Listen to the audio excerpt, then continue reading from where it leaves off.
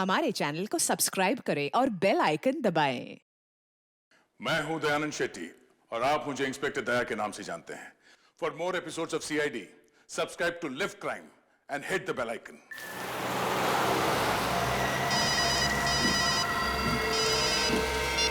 Hello, हाँ मैं पहुंच रही हूँ। तुम्हारा काम हो जाएगा, ओके?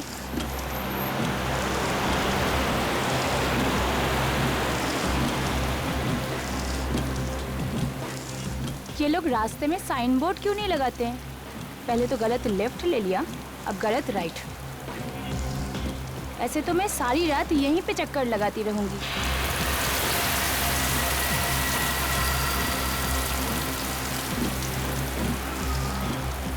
ये एसी को क्या हुआ?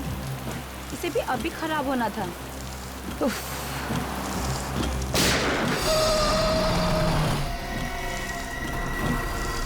गोली की आवाज ये कहां से आई?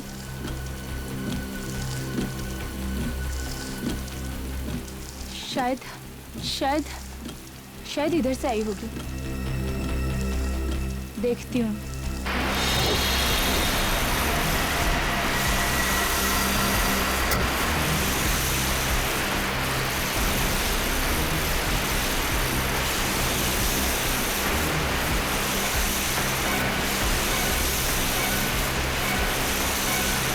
आकाशी जी, पूरा फार्म हाउस तोड़ाने की क्या जरूरत थी? थोड़ा बहुत मरम्मत कराते तो भी चल जाता। गुनीत जी, मैं एक बार आपको बोल चुकी हूँ, मैं आपको बार बार नहीं कह सकती कि मुझे ये पुराना फार्म हाउस नहीं चाहिए। मुझे सब कुछ नए सिरे से नए तरीके से चाहिए, अपनी तरह। मैडम, आप लोग का बजट भी तो नहीं है ना? आपने पहले जो बजट बोला था उसमें मैंने माना था ना, फिर अचानक आपने सारा का सारा बजट दुगना कर दिया। अब मुझे कुछ नहीं पता, अब जो कुछ भी हो आप इसी बजट में सबका सब करके दीजिए। लेकिन मैडम, सीमेंट का भाव 2 गुना हो गया तो मैं क्या करूं? मुझे कुछ नहीं पता गुनीत जी, आप इसी में कीजिए जो कुछ करना है। ये गुनीत भी ना खामखा आकाशी से बहस किए जा रहा है। आकाशी से कोई नहीं जीत सकता। मैं सरहद पे दुश्मन से लड़ सकता हूँ, पर आकाशी से कभी नहीं। कर भाई कर, बहुत पैसे मिलने वाले हैं। अरे भाई जल्दी जल्दी करो। और कितना समय लगेगा? बस साहब, थोड़ा सा रह गया बस। मान नहीं रहा है, क्या करें? कुछ ना कुछ तो करना ही होगा, देखते हैं। चेतन जी, ये यहाँ कैसे? कमाल है, इस ईंट पर 2-2 गोलियां धसी हैं। कहाँ मिली है आपको? ये वो वहाँ मिला मुझे। ये गोलियां यहाँ आई कैसे? मैं भी यही सोच रहा हूँ, क्योंकि ये जगह तो काफी दिन से बंद पड़ी है। इसका जवाब तो एक ही आदमी दे सकता है। कौन?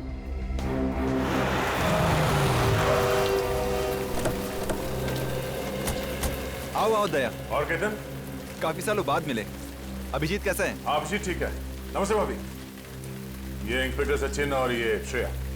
नमस्ते। नमस्ते। कहो, कैसे याद किया? क्या बात है, कुछ परेशान लग रहा? हाँ दया, ये देखो, ईंटों पर गोलियां धसी हैं और ढूंढने पर इस पतरे पर भी गोलियों के निशान मिले। मुझे कुछ अजीब लगा, इसलिए सोचा तुम्हें इन्फॉर्म कर दूं। गोली के निशान? सर लगता है यहाँ कोई हादसा हुआ है। हाँ, कोई हादसा हुआ और शायद गोलीबारी हुई होगी। अच्छा, इसके अलावा कुछ और मिला यहाँ? नहीं, और कुछ तो नहीं। सर, अगर गोलियां चली थी तो किसी ने आवाज तो सुनी होगी। हाँ, आवाज तो सुनी होगी। ये फार्म हाउस कब खरीदा तुमने? यही हाल ही में। कोई मिस्टर संजीव है, उनसे। वैसे पता चला कि काफी सालों से वो यहाँ नहीं आए हैं और ये फार्म हाउस भी काफी सालों से बंद पड़ा है। और रिनोवेशन के लिए तुमने ये फार्म हाउस तोड़ दिया। हमारा ये जानना बहुत जरूरी है कि कौन से कमरे में क्या हुआ था, कब हुआ था और क्यों हुआ था। शायद इस बारे में तुम्हारी मदद मिस्टर गुनीत कर सकें। गुनीत? हाँ, ये मेरे आर्किटेक्ट हैं। जी सर। अच्छा, ये पतरा और ये ईंट कहाँ मिला था? सर आइए बताता हूँ।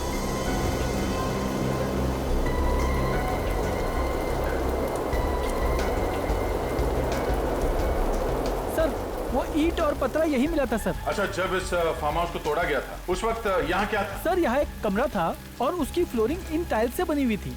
ठीक है सचिन, ये जो मलबा है इसे फॉरेंसिक लैब भिजवा दो और आसपास के इलाके में जाके पूछते हैं। अभी जरूर कुछ न कुछ तो गड़बड़ हुई है उस फार्म हाउस पर। हाँ सर, अजीब बात है कि इतनी सारी गोलियां चली हैं। 2 गोली दीवार पे भी मिली, 2 गोलियों के रिकोशे होने का निशान है स्टील की प्लेट पे। फिर भी किसी के घायल होने या मरने का कोई सबूत नहीं मिला सर। वही तो, जरूर कोई न कोई साजिश रची गई है उस फार्म हाउस में। सर, ये मिस्टर संजीव है सर, वो फार्म हाउस पहले इन्हीं का था। आइए। सर ये सच है कि वो फार्म हाउस पहले मेरा था, लेकिन वहाँ कब और क्यों गोलियां चली इसका मुझे कोई अंदाजा नहीं है सर। ये लो, सुन लिया अभिजीत, इनके फार्म हाउस में गोलियां चली मगर इन्हें पता ही नहीं। ये कैसे हो सकता है? मैं सच कह रहा हूँ सर। कैसे यकीन करें आपकी बात? अगर आप लोगों को मेरी बात पर यकीन नहीं है तो ये देख लीजिए। क्या ये? कोर्ट के कागजात हैं, जिससे साफ साफ जाहिर होता है कि केतन और आकाशी को ये फार्म हाउस बेचने से पहले इस प्रॉपर्टी को लेकर केस चल रहा था।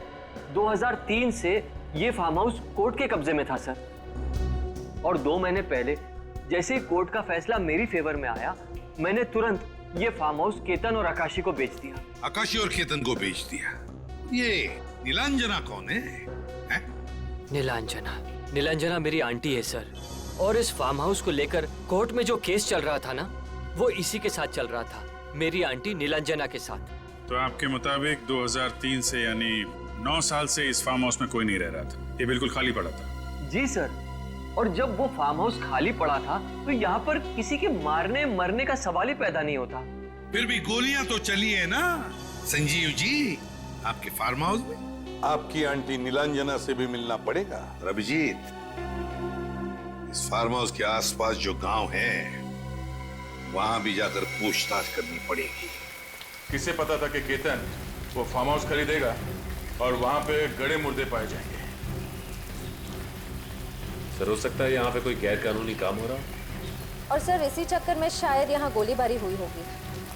होने को तो बहुत कुछ हो सकता है, हमें पता करना है कि आखिर यहाँ पे हुआ क्या था। वो देखिए सर, गाड़ी। सर वहाँ जो आदमी बैठा है शायद उसे कुछ पता। चल के देखते हैं। सर ये तो हकीम की दुकान लग रही है। हकीम की दुकान ऐसे सुनसान जंगल? हाँ, ऐसी जगह पे। सुनो भाई साहब जी, आप लोग शहर से इतनी दूर इस सुनसान जगह पे कैसे? हम यहाँ कुछ तहकीकात करने हैं। कैसी तहकीकात? अच्छा ये बताइए कि आप यहाँ कब से? तकरीबन 10 साल हो गए, लेकिन आप तहकीकात किस बात की कर रहे हैं? वो यहाँ कंसारा के जंगल में एक फार्म हाउस है, हमें उसके बारे में कुछ जानकारी चाहिए। अच्छा वो फार्म हाउस जो अभी अभी बेचा गया वो? हाँ भाई। अच्छा कुछ सालों पहले या कुछ महीनों पहले वहाँ पे गोलीबारी हुई थी, उसके बारे में कुछ जानकारी है? कुछ मालूम है आपको? नहीं साहब, मैं सुबह 10 बजे आता हूँ और 5 बजे चले जाता हूँ, मैंने कुछ नहीं देखा साहब। हो सकता है गोली चलने की आवाज सुनी हो आपने? नहीं साहब, कुछ नहीं। लेकिन हाँ, 2-3 साल पहले एक अजीब घटना घटी थी। कैसी अजीब बात? क्या हुआ था? उस फार्म हाउस के पास एक गाड़ी मिली थी। गाड़ी? कब पाई गई थी गाड़ी? कौन था उसमें? 2010 में गाड़ी मिली। गाड़ी खाली थी, धीरे धीरे बच्चों के खेलने की साधन बन गई और उसमें जो सामान था वो गांव वाले लेके गए। कैसा सामान? एक औरत का बटुआ था और एक अटैची थी, उसमें औरत के कपड़े थे। औरत के कपड़े? हाँ। आपने पुलिस में खबर नहीं की? जी नहीं, किसी ने जरूरी नहीं समझा। अब वो गाड़ी कहाँ है? वो गाड़ी कंसारा जंगल के पास मिलेगी और बच्चे लोग उसमें लुका छुपी खेलते हैं। ठीक है, थैंक यू। सर ये बात कुछ हजम नहीं हुई। अगर कोई अपनी गाड़ी लेकर जाएगा तो अपना सामान भी तो साथ ले जाएगा ताकि कोई सुराग ना छूट जाए। हो सकता है वो लड़की वहाँ किसी काम से उतरी और वापस लौटी ना हो। उस गाड़ी की तलाशी लेते हैं, चलो।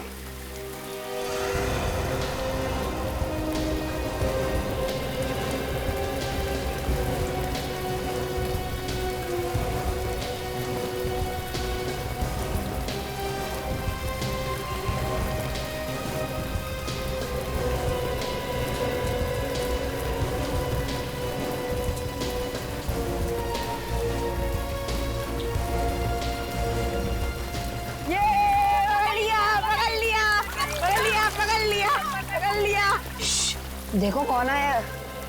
हेलो बच्चों, मेरा नाम दया है। आप लोगों का नाम क्या है? मेरी माँ ने कहा है कि किसी भी अनजान आदमी से बात मत करना। क्या? बहुत सही कहा आपकी माँ ने। खुद ये देखो, सीआईडी, हम लोग सीआईडी से हैं। सोचा आप लोग कुछ बता सकते हैं। अच्छा, सीआईडी अंकल हो? हाँ। वैसे किस बारे में बात कर रहे हो आप लोग? ये गाड़ी कहाँ से मिली आप लोगों को? वो फार्म हाउस के यहाँ से।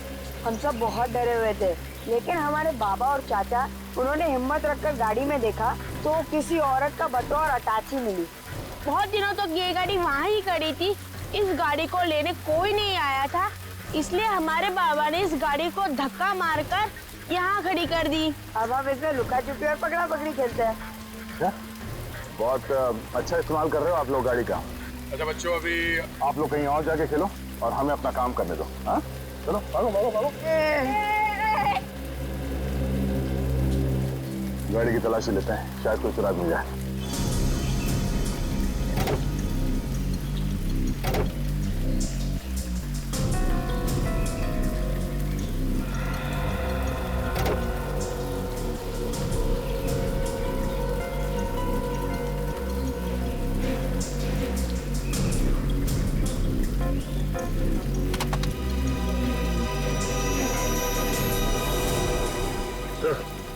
कहाँ? ये देखिए सर। सर ये पावती मिली अंदर से। ये तो किसी पेट्रोल पंप का रिसीट है। 5 नवंबर 2010 को इस गाड़ी वाली औरत ने इस गाड़ी में पेट्रोल भरा था। सर पेट्रोल पंप पे जाके पूछताछ करें? लगता नहीं कोई फायदा होगा। जरूरी नहीं कि उस दिन जिस आदमी ने इस गाड़ी में पेट्रोल डाला हो वो आज भी वहीं पे काम कर रहा हो। सचिन ने काम कर रहा हो। गाड़ी का चेसिस नंबर निकालो और आरटीओ से पता करो कि इस गाड़ी का मालिक कौन है। सर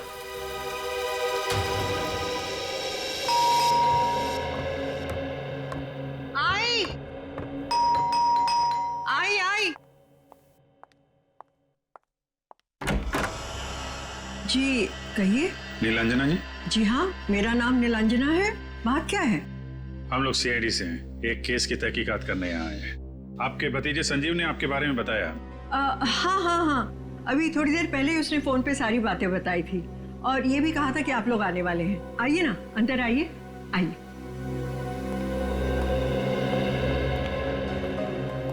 आप यहाँ पे अकेली रहती है या? जी मैं यहाँ बिल्कुल अकेली रहती हूँ।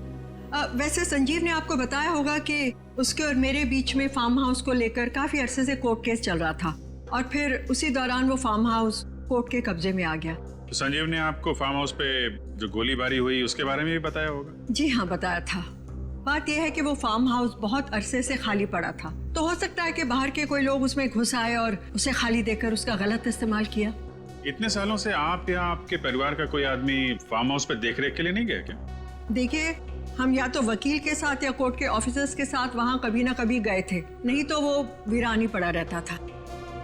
इतने बड़े फार्म हाउस को आपने ऐसे ही छोड़ दिया था? सिक्योरिटी के लिए कोई वॉचमैन या गार्ड नहीं रखा था? बात यह है कि संजीव और मैं कोर्ट केस के मामले में इतना उलझे हुए थे कि हमने कभी इस बारे में सोचा ही नहीं। हाँ, अच्छा, क्या मैं आपसे ये जान सकता हूँ कि आपने अचानक फार्म हाउस से अपना हिस्सा छोड़ने का फैसला क्यों ले लिया? आखिर आपको भी फायदा होता ना? जी, हो सकता है कि मुझे इससे फायदा होता, लेकिन जैसा कि मैंने आप दोनों को बताया कि मैं अकेली रहती हूँ और मैं इस कोर्ट कचहरी के झमेले में नहीं पड़ना चाहती थी। बस इसीलिए परेशान होकर मैंने ये फैसला लिया। लेकिन मुझे क्या पता था कि मनूस फार्म हाउस मेरा पीछा ही नहीं छोड़ेगा। ठीक है नीलांजना जी, अभी हम लोग चलते हैं। जरूरत पड़ी तो आपको दोबारा तकलीफ देंगे। जी, थैंक यू।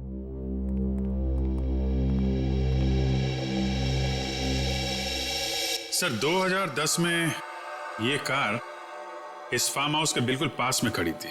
एक लड़की जंगल के बीचों बीच इसी फार्म हाउस के सामने अपनी गाड़ी पार्क करती है, गाड़ी के अंदर अपना सारा सामान छोड़ के गायब हो जाती है। वही तो, ये इत्तेफाक कैसे हो सकता है अभिजीत? ये कुछ और ही चक्कर है। कुछ ना कुछ तो गड़बड़ जरूर है, कुछ ना कुछ गड़बड़ जरूर है। ना सर, इस फार्म हाउस के शूट आउट में और इस लड़की का कोई ना कोई कनेक्शन है सर। हाँ, और फिर गाड़ी में क्या हमें कोई हाथापाई के निशान मिले या तोड़फोड़ के निशान? नहीं सर, गाड़ी के आसपास, गाड़ी के अंदर सब कुछ सही सलामत है, ऐसा कुछ भी नहीं मिला। अभिजीत, वो लड़की जरूर उस फार्म हाउस की तरफ ही गई है, फार्म हाउस की तरफ। जी सर, फार्म हाउस के चारों तरफ जंगल है, कोई बस्ती नहीं है, कोई मकान नहीं है, तो जाएगी कहाँ? सर, कहीं ऐसा तो नहीं कि उसे किसी जंगली जानवर ने खा लिया हो? हो सकता है किसी जंगली जानवर ने खा लिया हो उसे। लेकिन अभिजीत, अगर इस गाड़ी के बारे में हमें और कुछ इंफॉर्मेशन मिले ना, तो लड़की के बारे में बहुत कुछ जान सकते हैं हम। सर, इस गाड़ी के चेचिस नंबर से ट्रैक किया जा रहा है इसे। बहुत जल्द गाड़ी की और लड़की की कहानी सामने आ जाएगी। आसान के क्या? सर हो रही। श्रेया, तुम्हें पूरा यकीन है कि यही वो जगह है जहाँ से भाड़े पे गाड़ी ली गई थी? हाँ सर, यही वो जगह है। तुझे फिर से छुट्टी चाहिए?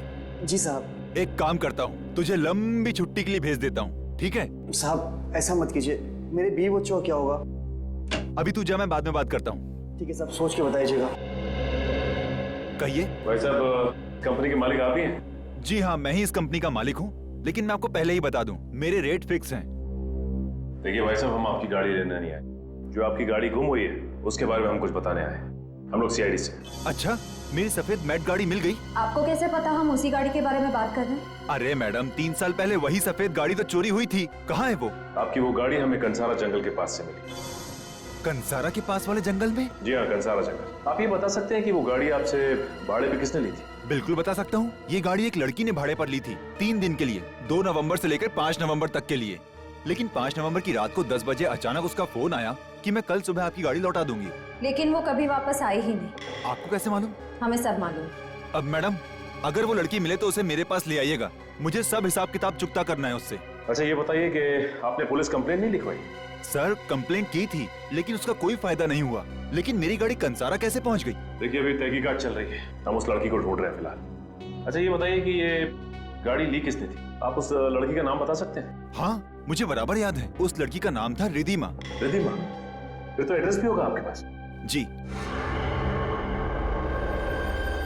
ये टेस्ट करने के बाद किसे पता था ये नतीजा सामने आया? सर ये तो कोई और ही चक्कर लगता है। तुम ठीक कह रही हो तारिका, मुझे भी यही लगता है।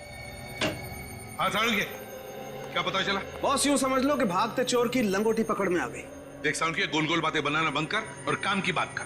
देखो ये तो सबको पता है कि वहाँ फार्म हाउस में गोलियां चली थी। उसमें से 2 गोलियां ईंटों पर जाकर के लगी और बाकी की गोलियां टीन से टकरा करके लौट गई। यार सालुंखे, हमें तो वहाँ से सिर्फ 2 ही गोलियां मिली, बाकी गोलियों का तो पता ही नहीं।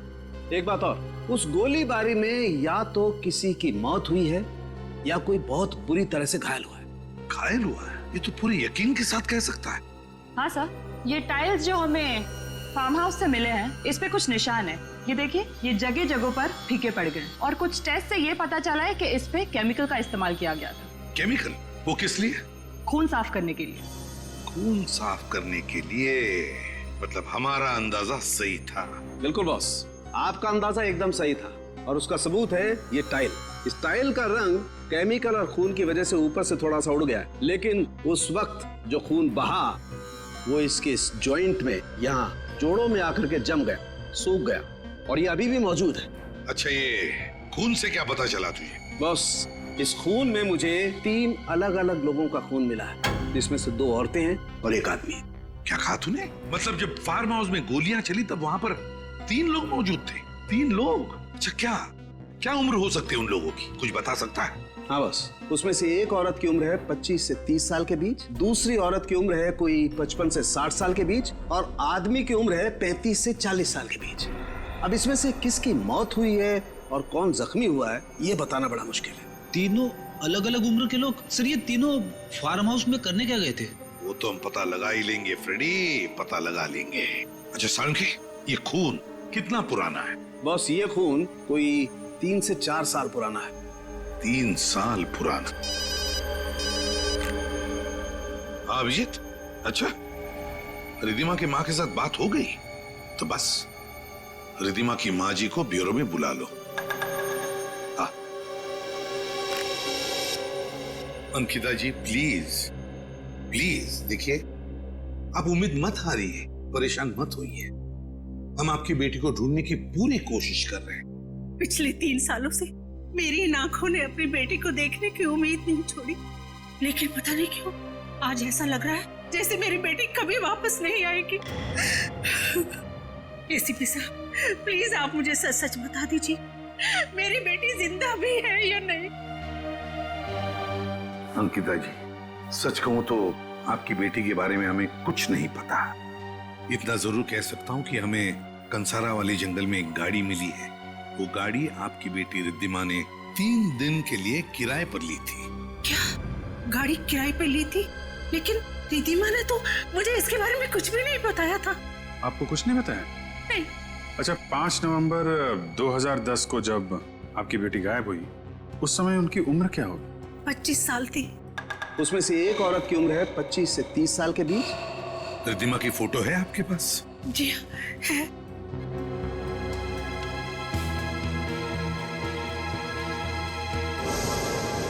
आपने इनके गायब होने की पुलिस में रिपोर्ट तो लिखवाई होगी ना? जी हाँ, करवाई थी, लेकिन पुलिस कुछ भी पता नहीं कर पाई। अगर आप लोग पता कर सके तो बड़ी मेहरबानी होगी। प्लीज ऐसा मत कहिए, हम आपकी बच्ची को ढूंढने की पूरी कोशिश करेंगे। अभिजीत, इनका डीएनए टेस्ट करना पड़ेगा। आपको एतराज ना हो तो हमें आपका डीएनए टेस्ट करना पड़ेगा। DNA test? मगर किस लिए? अब कैसे बताएं आपको? वाकई आपकी बेटी के बारे में हमारे पास और कोई जवाब नहीं है। जब आप लोगों को जवाब मिल जाए तो मुझे इत्तला जरूर करिएगा। जी जरूर बताएंगे आपको। हमारा ऑफिसर आपको घर छोड़कर आएगा। निखिल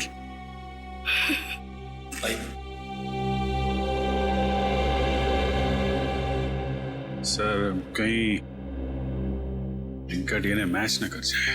हाँ अभिजीत, मुझे भी डर इसी बात का है कि कहीं ये डीएनए मैच न हो जाए। उस गोलीबारी में कौन घायल हुआ कौन मरा ये तो उस फार्म हाउस में जाकर ही पता चलेगा।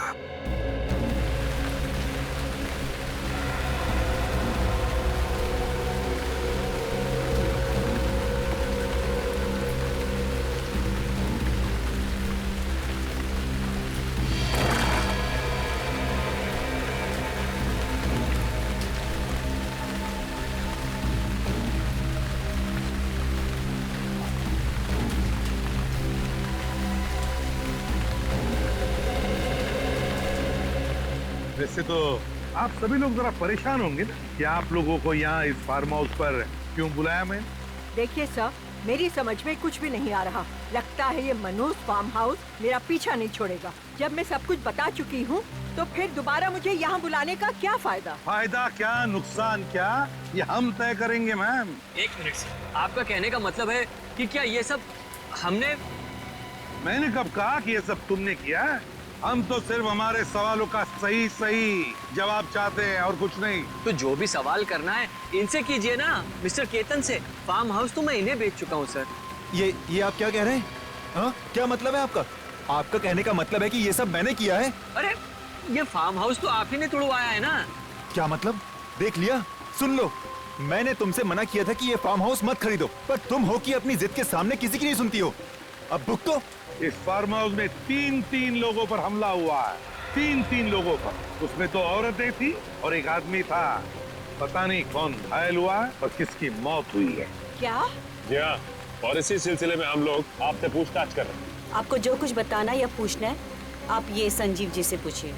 सर मैं आप लोगों को क्या बताऊं, मैं तो खुद यहाँ पर कई सालों के बाद आया हूँ। फिर मुझे क्या पता कि यहाँ क्या हुआ है क्या नहीं हुआ है। अगर आप नहीं बता सकते तो फिर आप बताइए ना नीलांजना जी। कई सालों से तो तुम दोनों के बीच में इस फार्म हाउस को लेकर कोर्ट का केस चल रहा है ना? जी ठीक कहा आपने। करीब 10 साल से ये कोर्ट केस चल रहा था और इसी वजह से संजीव और मेरे बीच में मनमुटाव है। कहीं ऐसा तो नहीं कि ये सब कुछ आप ही ने किया संजीव से बदला लेने के लिए?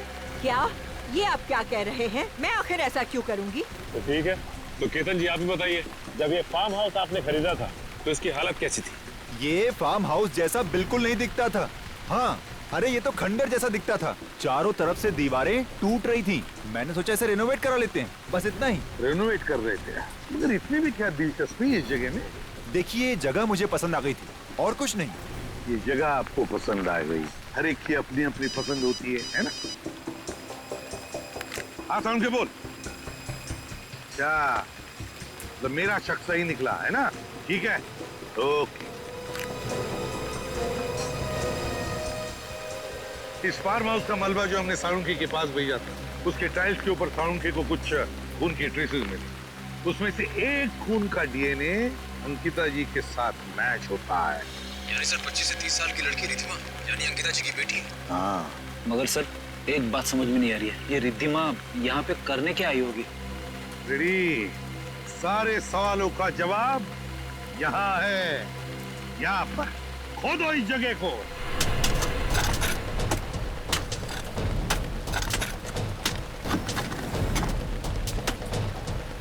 निखिल जोर से।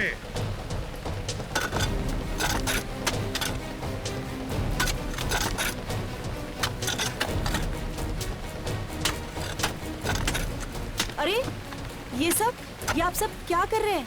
हमने हाल ही में इस जगह को खरीदा है और आपने पूरा का पूरा तहस-नहस कर दिया। आप प्लीज जरा हमें अपना काम करने देंगी? जाइए आप प्लीज, बाहर खड़े हो जाइए। जाइए प्लीज। आकाशी प्लीज बात को समझा करो। प्लीज आप वहाँ खड़े हो जाइए। देखो अब ये केस सीआईडी वालों के हाथ में है। पता तो चलना चाहिए ना कि क्या हुआ यहाँ पर।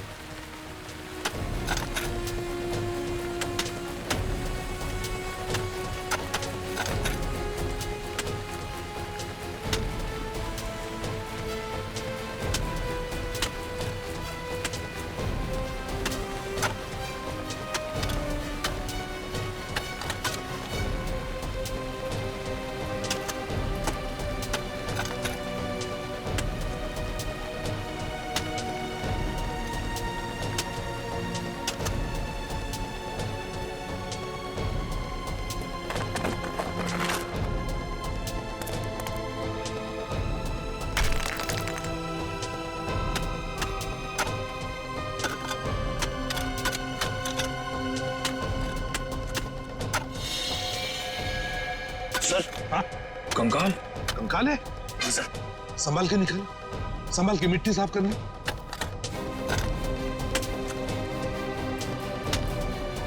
सर ये दोनों कंकाल तो औरत के हैं। हाँ पता नहीं कितने सालों से दफन हुए हैं यहाँ पर।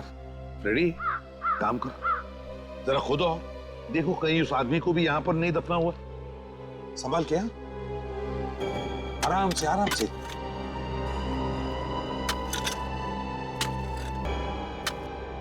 सर यहाँ पे और कुछ नहीं है सर।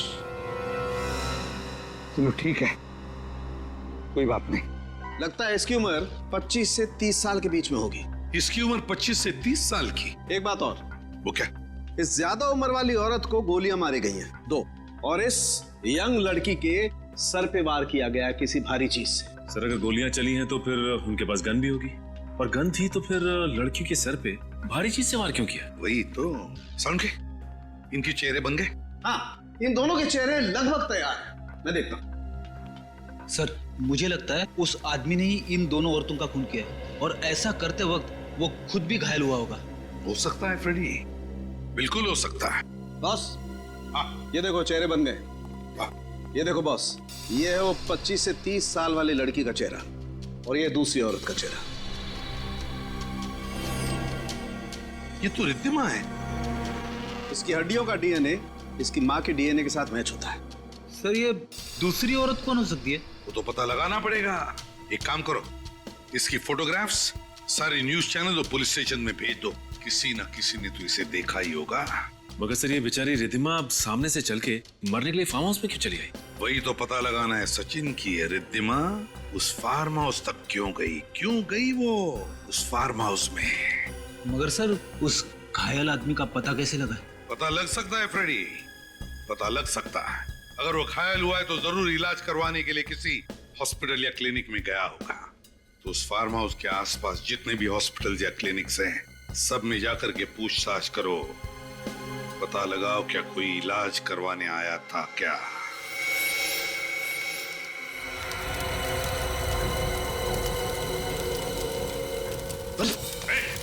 क्या कर रहा? ये तो रिकॉर्ड चला रहा था। रिकॉर्ड चला रहा?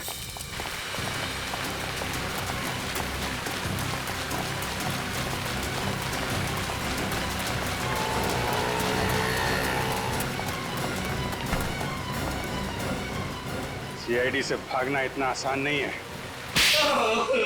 तुम वही आदमी हो ना जो आज से 3 साल पहले कंसारा के फार्म हाउस में घायल हुए थे? नहीं साहब, वो मैं नहीं हूँ साहब। झूठ मत बोल, वरना चलने के काबिल भी नहीं रहेगा, समझा? मैं सच कह रहा हूँ साहब। अच्छा, तो फिर वो फाइल क्यों जला रहा था? वो तो उस औरत के कहने पे मैंने जलाई साहब। औरत के? किस औरत के कहने पे जला रहा था? वो जो भाई का अंधेरा था साहब। उसका नाम मालूम है? हाँ साहब, उसका नाम है सुरवीनी साहब। सुरवीनी? कहाँ मिलेगी? हाँ 55 से 60 साल की औरत है। देखिए कुछ भी पता चले हमें इन्फॉर्म करिएगा। Okay thank you. बड़ी अजीब बात है, परिवार का एक सदस्य लापता हो जाता है, फिर भी उसके परिवार वाले उसके लापता होने की रिपोर्ट दर्ज ही नहीं करवाते। ऐसे कैसे हो सकता है? मैं भी यही सोच रहा हूँ। उस औरत के परिवार वाले से ढूंढ ढूंढ के परेशान होने चाहिए, यहाँ तक कि अखबार में इश्तेहार देना चाहिए। यहाँ ऐसा कुछ है ही नहीं।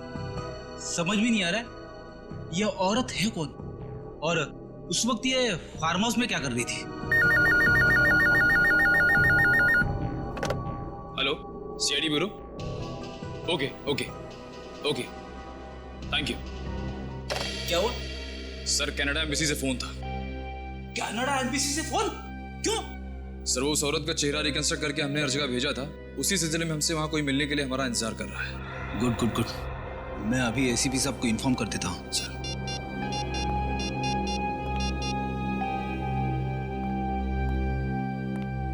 अब हेलो सर। उस फोटो वाली लड़की के बारे में कुछ पता चला? एसीपी साहब, आपने जो फोटो हमको भेजे उसको हमने अपने रिकॉर्ड में चेक किया। हमको पता चला कि वो औरत कनाडा की रहने वाली है। कनाडा की?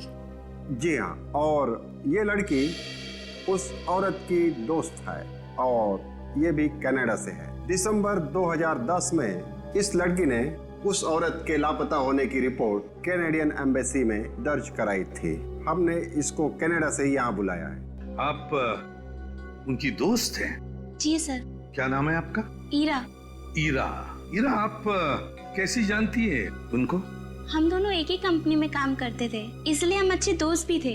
तो क्या उनके कोई रिश्तेदार या करीबी दोस्त वगैरह कोई आए नहीं आपके साथ? नहीं सर, उनका कोई करीबी रिश्तेदार था ही नहीं। तो फिर नवंबर 2010 में ये औरत कनाडा से हिंदुस्तान क्या करने आई थी? कह रही थी कि कोई कोर्ट कचहरी का मामला सुलझाना है। कोई कोर्ट कचहरी का मामला? कैसा मामला? कुछ पता है आपको? ये तो मुझे नहीं पता, पर आप लोग इतने सवाल क्यों पूछ रहे हैं? आखिर हुआ क्या है?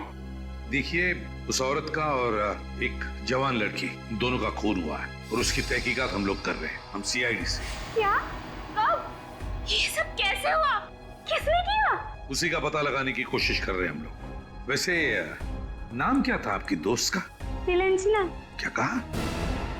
नीलांजना? जी। ये कैसे हो सकता है? क्या आप इस औरत को जानती है? कभी देखा है इसे? नहीं सर, मैं इन्हें नहीं जानती, मैं इन्हें पहली बार देख रही हूँ। आप इसे नहीं पहचानती? इन्हें पहले कभी नहीं देखा? आई सी। तो सारा चक्कर ये है।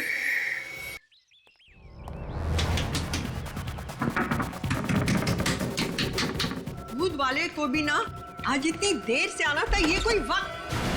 अरे आप लोग इस वक्त यहाँ? अरे आप ठीक तो है ना? हाँ ठीक तो हूँ। क्यों, क्या हुआ? अरे आपकी जान को खतरा है नीलांजना जी। मेरी जान को खतरा? लेकिन मेरी जान को क्यों खतरा है? क्योंकि आप संजीव की आंटी हैं। कोई है जो नहीं चाहता है कि संजीव और उसके परिवार वालों में से कोई जिंदा रहे। सर एक काम करते हैं, नीलांजना जी को जेल ले जाते हैं। हाँ, उससे ज्यादा महफूज जगह हो ही नहीं सकती। खूनी हमला ही नहीं करेगा। जेल? मैं क्यों जेल जाऊं? मैंने क्या किया? अरे आप समझ क्यों नहीं रही हैं? क्योंकि आप नीलांजना है, संजीव की आंटी। खूनी को जैसे पता चलेगा कि आप नीलांजना है, संजीव की आंटी, वो आपको मार देगा। फार्म हाउस हथियाना चाहता है ना? और खूनी ने एक बार संजीव को मारने की कोशिश भी की है। क्या? संजीव को मारने की कोशिश की?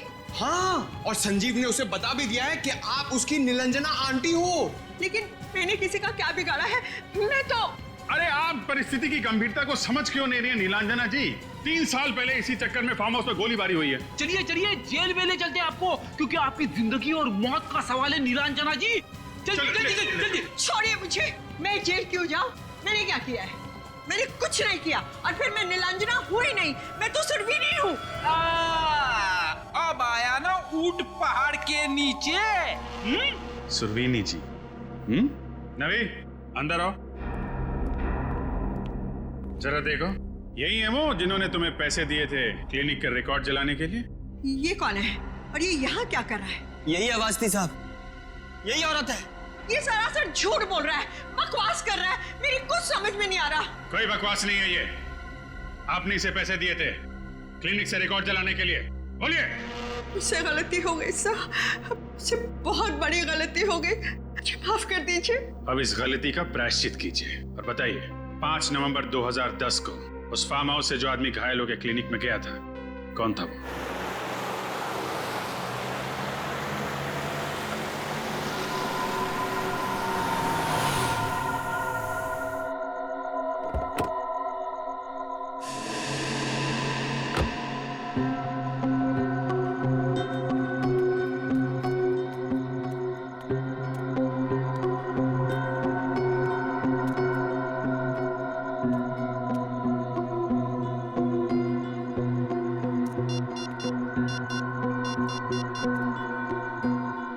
हेलो, कहाँ हो तुम? हाँ हाँ, मैं पहुंच चुकी हूँ। कितनी देर लगा रहे हो? जल्दी आओ।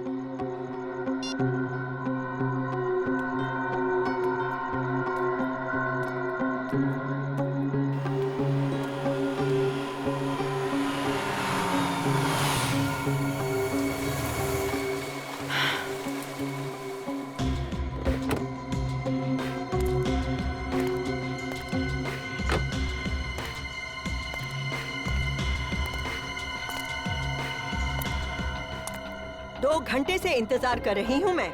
इतना वक्त क्यों लगा दिया? मेरी जिंदगी और मौत का सवाल है। ऐसे में बिना सोचे समझे एक भी कदम उठाना मेरे लिए खतरनाक हो सकता है। अच्छा, रिधिमा और निलंजना आंटी का खून करते समय तो तुम्हें इतना वक्त नहीं लगा था? चुप! ऐसी बातें इतनी ऊंची आवाज में नहीं करते। तुम्हें पता है हमारे पीछे सीआईडी पड़ी है। CID, CID, CID. जानते हो, तंग आ चुकी हूँ मैं सीआईडी से भागते भागते, और तुम्हारा साथ देते देते नहीं सहा जाता अब मुझसे। क्या मतलब? क्या इरादा है तुम्हारा? मेरा इरादा ये है कि मैं सीआईडी को सब सच सच बता दूंगी। और मैं क्यों किसी से डरूं? मैंने किसी का खून नहीं किया। मगर मैंने तो किए हैं। एक नहीं, दो खून किए हैं मैंने। और तीसरा खून करने से पहले मेरे हाथ कांपेंगे नहीं। सीआईडी। क्यों संजीव जी, अपने आप को बड़े चालाक समझते हो? हैं? चलो हमारे ब्यूरो में चलो, तुम्हारी सारी चालाकी निकालते हैं। ले चलो इसे। मेरा भागना बेकार है। सुरवीनी पर जानलेवा हमला किया तुमने, मगर वो बच गई। मगर 2 खून तो कर चुके ही हो तुम, इसलिए तुम्हें फांसी के फंदे से कोई बचा ही नहीं सकता। मेरे पास और कोई चारा नहीं था। अच्छा, फार्म हाउस की लालच में आपने पहले नीलांजना का खून किया, फिर उस इल्जाम से बचने के लिए बेचारी रिधिमा को भी मार डाला। ये सब मेरे उस निकम्मे अंकल की वजह से हुआ है। अंकल की वजह से? इसमें उनका क्या दोष है? उन्होंने अपनी वसीयत में ये फार्म हाउस मेरे और नीलांजना आंटी के नाम कर दिया था। उस नीलांजना आंटी के नाम जो कभी थी ही नहीं। मतलब जिस औरत को तुमने मारा वो तुम्हारी नीलांजना आंटी थी नहीं? नहीं। और अगर आपको मेरी बात पर यकीन ना आए तो इस ईरा से पूछ लीजिए, उसकी दोस्त है ये। क्यों ईरा जी, क्या कह रही हैं? जी सर, ये सच कह रहे हैं। मैं वो फार्म हाउस बेचना चाहता था, और वसीयत के मुताबिक जब तक नीलांजना आंटी उस वसीयत पर दस्तखत ना करे वो फार्म हाउस बिक नहीं सकता था और किसी ट्रस्ट में चला जाता। और नीलांजना नाम की कोई आंटी तो थी ही नहीं। इसलिए मैंने फैसला किया क्यों ना मैं ही किसी को नीलांजना आंटी बनाकर पेश करूं। मगर इससे पहले कि मैं ऐसे करता, कोई औरत कनाडा से आ गई और आकर मेरी नीलांजना आंटी होने का दावा करने लगी। मैंने उससे मिलने का फैसला किया। आइए आइए आइए आइए। तुमने मुझे यहाँ क्यों बुलाया? बोलो संजीव बेटा। संजीव बेटा, नाटक मत करो, क्योंकि मुझे पता चल गया है ना ही तुम निलंजना हो और ना ही मेरी आंटी। ये कैसे बातें कर रहे हो? सच कह रहा हूं, इसलिए अब तुम भी सच सच बता दो, वरना तुम क्या कर लोगे संजीव बेटा? कल तुम अपनी आंखों से देखोगे कि मैं अपने आप को सही नीलांजना साबित करूंगी। और वीरेंद्र जी, जो तुम्हारे अंकल हैं, उनकी प्रॉपर्टी पर मेरा भी हक है और तुम कुछ नहीं कर पाओगे। मैं केस कर दूंगा तुम्हारे ऊपर, अदालत में साबित कर दूंगा कि तुम निलंजना नहीं हो। शायद तुम साबित कर भी दो, लेकिन साबित करते करते तुम्हें कई साल लग जाएंगे, ये तुम भी जानते हो। और तब तक तुम इस फार्म हाउस की एक भी ईंट को बेच नहीं पाओगे। मैं जान ले लूंगा तुम्हारी। मैं एक औरत हूं, इसलिए मुझे कमजोर मत समझना। मैंने कभी सोचा भी नहीं था कि वो औरत मेरे खिलाफ ही साजिश रचेगी। रिद्धिमा, उसे क्यों मारा? उसने क्या बिगाड़ा था तुम्हारा? उसने मुझे खून करते हुए देख लिया था, इसीलिए अपने आप को बचाने के लिए मैंने उसका भी खून कर दिया।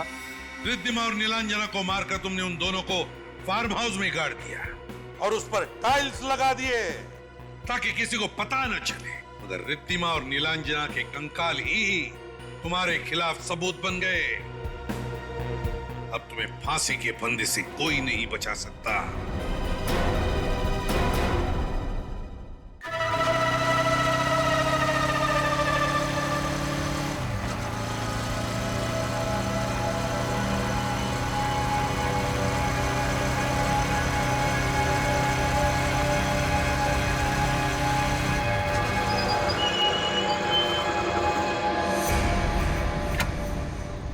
उतरो।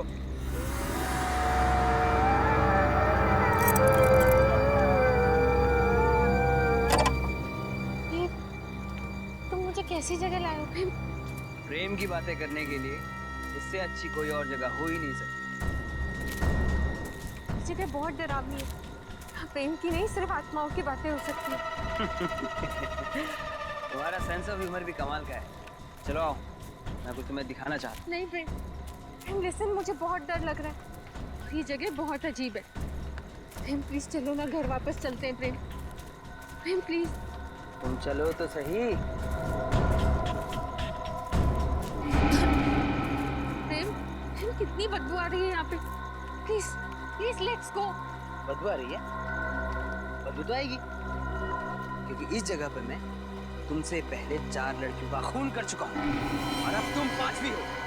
गुड बाय शिखा।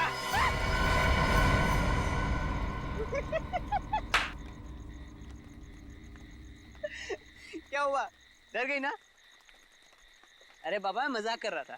और पागल, अगर मैं तुझे मार दूंगा तो मैं तुम्हारे बिना जी कैसे पाऊंगा? ये कैसा मजाक है?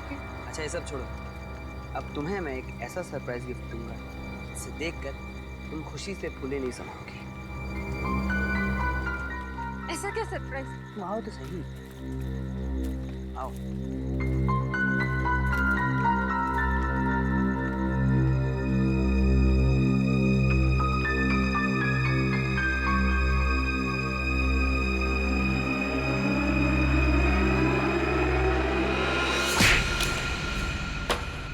अरे ये क्या किया तुमने?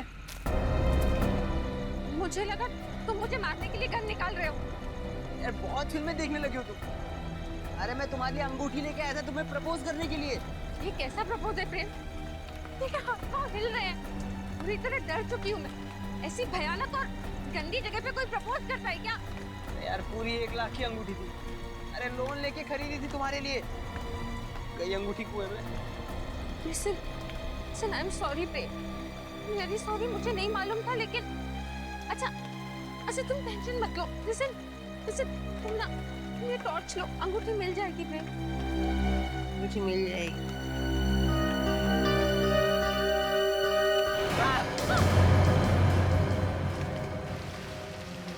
लाश बिल्कुल सड़ गई। बाहर निकालो।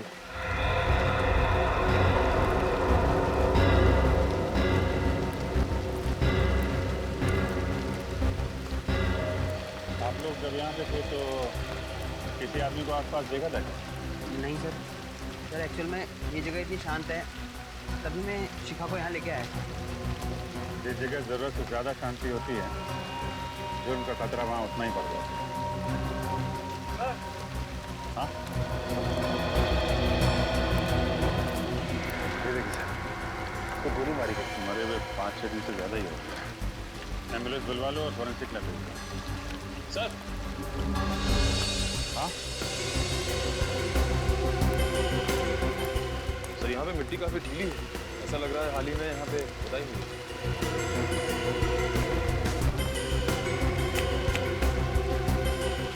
खोदने का इंतजाम करो, देखो कुछ मिलता है क्या? ये देखिए, टायर के निशान। ये तो किसी बड़ी गाड़ी का है, कार वगैरह का। ये लोग तो मोटरसाइकिल से आए हैं। हाँ सर। निशान जमीन से या फिर विक्टिम के काट दिया कार लाल रंग की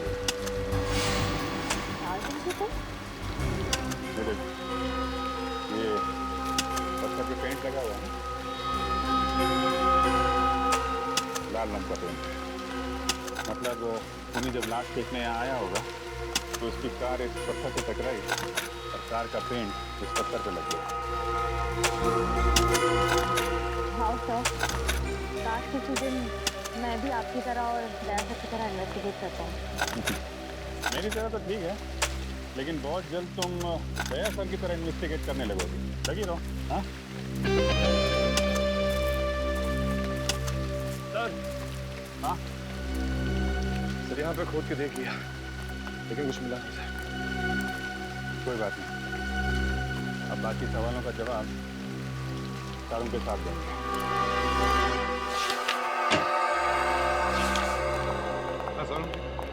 क्या पता चला? बस इस आदमी की मौत 1 हफ्ता पहले हुई है और इसकी उम्र तकरीबन 30 साल है। निखिल एक काम करो, मिसिंग पर्सन ब्यूरो में फोन करो और पता लगा कि पिछले हफ्ते में 30 साल की उम्र का कोई आदमी गायब है क्या। हाँ सर, और कुछ पता चला? हाँ, ये इसकी खोपड़ी का और चेहरे का एक्सरे देखो। इसे देख करके पता लगता है कि इसने अपने चेहरे की कम से कम 3 या 4 बार प्लास्टिक सर्जरी करवाई है। Plastic surgery? वो भी 3-4 बार? सर, इसे अपने चेहरे से इतनी नफरत थी क्या? हो सकता है वो कोई मॉडल या एक्टर बनना चाहता हो। ऐसे लोग अक्सर अपने चेहरे पर कुछ ना कुछ करवाते रहते हैं। तारिका जी, हो सकता है। अरे सर, हमारी वो बॉलीवुड की हीरोइन है ना धरती, उसने अभी नाक का ऑपरेशन करा है। और वो हॉलीवुड का मॉडल है ना ब्रैंडन, उसने अभी लिप्स का काम करा है। ओहो पंकज, तुम्हें इस फील्ड की बहुत तगड़ी जानकारी है। क्या बात है, तुमने भी तो एक्टर बनने का सपना नहीं संजो रखा था? वो क्या है ना सर, 2-3 ऑफर आए थे लेकिन मुझे रोल पसंद नहीं आया तो इसलिए मैंने मना कर दिया। हो गया, अब काम की बात करें। सर, मिसिंग पर्सन ब्यूरो से पता चला है कि ऐसे किसी आदमी के गायब होने की रिपोर्ट नहीं लिखवाई गई है। गायब होने की रिपोर्ट नहीं लिखवाई गई? ये कैसे हो सकता है? क्या इसे घर वालों को चिंता नहीं कि आदमी है कहाँ, किस हालत में है? हो सकता है इसके परिवार में कोई हो ही ना। मगर देखिए, कोई दोस्त वोस्त तो होगा, कोई रिश्तेदार होगा। हाँ सर, एक दोस्त तो है जिसका नाम है जुलू क्रैमर। जुलू क्रैमर? ये कैसा नाम है? जुलू क्रैमर? ये तो किसी कुत्ते की नस्ल का नाम है। हाँ सर, एक बहुत ही रेयर और खास किस्म का ब्रीड है और इसी ब्रीड के कुत्ते का बाल मुझे इसके कपड़ों पे से मिला है। जुलू क्रैमर, बस एक खिड़की खुल गई इस आदमी तक पहुंचने की। शहर में जितने भी डॉग ब्रीडर्स हैं, सबसे पूछताछ करो, पता लगाओ किन किन लोगों के पास जुलू क्रैमर नस्ल के कुत्ते हैं।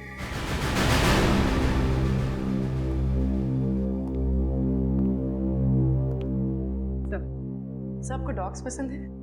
बहुत। इंसान को धोखा दे सकता है, पर डॉग्स कभी नहीं। बिल्कुल सही कहा सर आप। बचपन में मेरे पास एक जर्मन शेपर्ड था, मैं तो पूरे दिन उसी के साथ खेलता रहता था। सर, मेरे पास एक लैब्राडोर था। सर, एक दिन मैं स्कूल से आई और मैंने देखा कि वो दुनिया में है ही नहीं। पता नहीं कितने दिनों तक रोती रही, बहुत तकलीफ हुई थी मुझे। तब से सोच लिया डॉग नहीं रखूंगी। I can understand। ये पेट्स ऐसे घुल मिल जाते हैं, हमारी जिंदगी का हिस्सा बन जाते हैं, हमारे परिवार का अहम सदस्य। बिल्कुल ठीक कहा आपने। आप लोग यहाँ पेट एडॉप्ट करने आए हैं, राइट?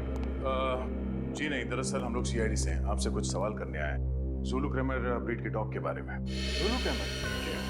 ये तो बहुत ही महंगा ब्रीड है और इसे हम खास तौर पर अर्जेंटीना से मंगवाते हैं, पर इनका इस्तेमाल तो पुलिस इन्वेस्टिगेशन वगैरह में नहीं होता है।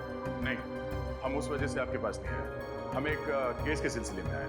क्या आप हमें बता सकते हैं कि पिछले कुछ महीनों में कितने लोगों ने जुलू क्रैमर ब्रीड का डॉग खरीदा है? जी बिल्कुल, अभी बताता हूँ।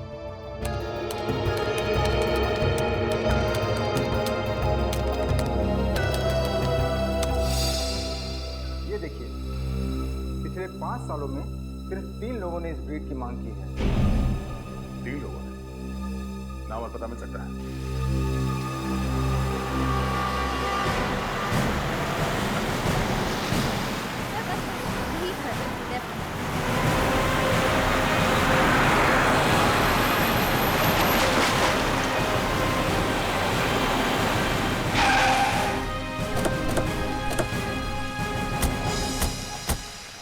जुलू क्रेमर की लिस्ट में ये आखिरी घर है। अगर यहाँ पे भी कुछ नहीं मिला तो जांच शुरू से करनी पड़ेगी। लगता है यही घर है। ये लाल गाड़ी। तो टायर के मार्क्स भी वैसे ही दिख रहे हैं जैसे मैं क्राइम सीन पे दिखा। सर बाईं तरफ क्रैश हुई।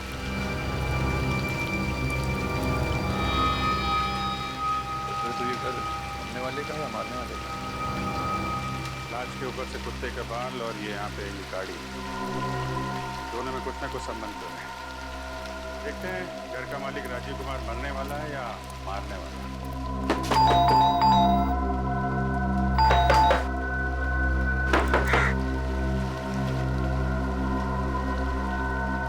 तो खिड़की तो खुली हुई, अंदर भी कोई नहीं करता है। ठीक है, घुस जाओ और दरवाजा खोलो।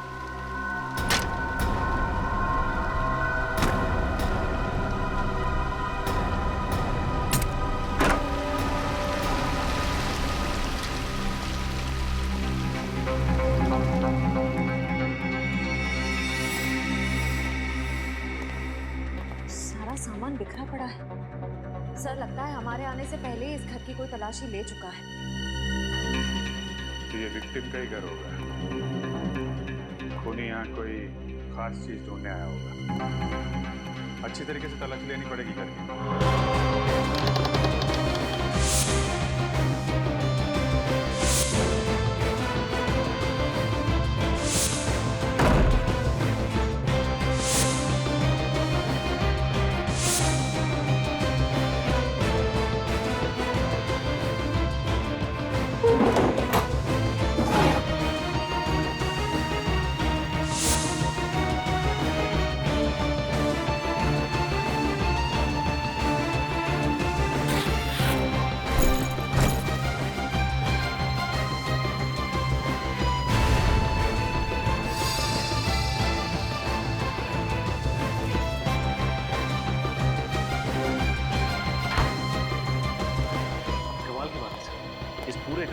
घर के मालिक की एक भी फोटोग्राफ नहीं। सर लैपटॉप मिला है लेकिन पासवर्ड प्रोटेक्टेड है। किसी कंप्यूटर एक्सपर्ट को दिखाना पड़ेगा। सर प्लास्टिक सर्जन का कार्ड मिला है, डॉक्टर के सुंदर। डॉक्टर साळुंखे ने भी बताया था ना, मरने वाले ने प्लास्टिक सर्जरी करा रखी। इसे देख करके पता लगता है कि इसने अपने चेहरे की कम से कम 3 या 4 बार प्लास्टिक सर्जरी करवाई।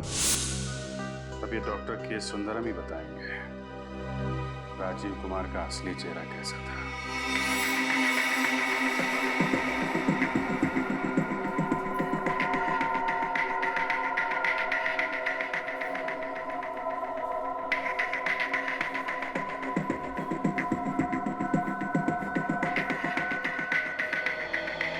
ठीक है, आप परसों सुबह 11 बजे की अपॉइंटमेंट लीजिए, उस वक्त आपका ऑपरेशन होगा।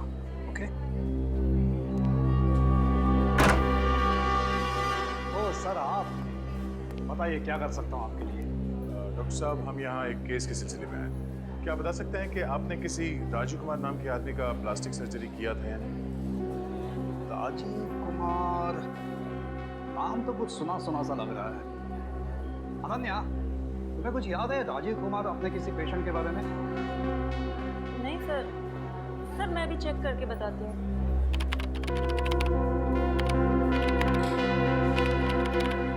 हाँ सर, पिछले साल अक्टूबर में इसने सर्जरी करवाई थी आपसे। ये देखिए सर।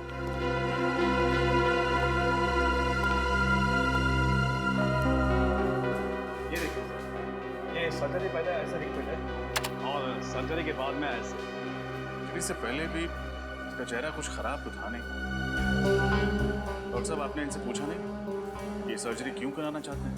सर, अब लोग सर्जरी नहीं कराएंगे तो हमारी क्लिनिक तो बंद हो जाएगी ना। और आप मानो या ना मानो, लेकिन सर्जरी के बाद इनके चेहरे पर एक अलग सा चार्म आ गया है। चार्म तो नहीं, पर सर पता नहीं क्यों इनका पुराना चेहरा कुछ जाना पहचाना सा लगता है। जाना पहचाना सा? हाँ सर ऐसा लगता है कि ये कोई पुराना अपराधी है और इसने अपनी पहचान छुपाने के लिए प्लास्टिक सर्जरी कराई। पुराना अपराधी? देखते हमारे क्रिमिनल डेटाबेस में असली पहचान क्या है इस राजीव कुमार की। बहुत कड़वी सीआईडी की नौकरी, अब ये काम मुझसे नहीं होगा। हुआ क्या फ्रेडी? हम लोगों ने इतने केसेस सॉल्व किए हैं, हर केस के बाद मुझे ऐसा लगता है कि मैं एक इंटेलिजेंट सीआईडी ऑफिसर बन गया हूं। मगर नहीं, इस बार भी कुछ ऐसा हुआ है, मेरी कुछ समझ में नहीं आ रहा है। ऐसा हुआ क्या है, कुछ बोलोगे भी? नहीं बोलूंगा, आप बस मेरा इस्तीफा लिखवा दीजिए, मैं अभी जाके एसीपी साहब को दे देता हूँ। अरे क्या हुआ है? ऐसा भी क्या सीरियस डिस्कशन हो रहा है? सब फ्रेडी सर सीआईडी छोड़ रहे हैं। फ्रेडी सर सीआईडी छोड़? ये लॉटरी कब लग गई है? अरे फ्रेडी, क्यों नौकरी छोड़ रहे हो? ऐसे कौन सी अच्छी नौकरी मिली सीआईडी से? हा? नौकरी कहाँ से?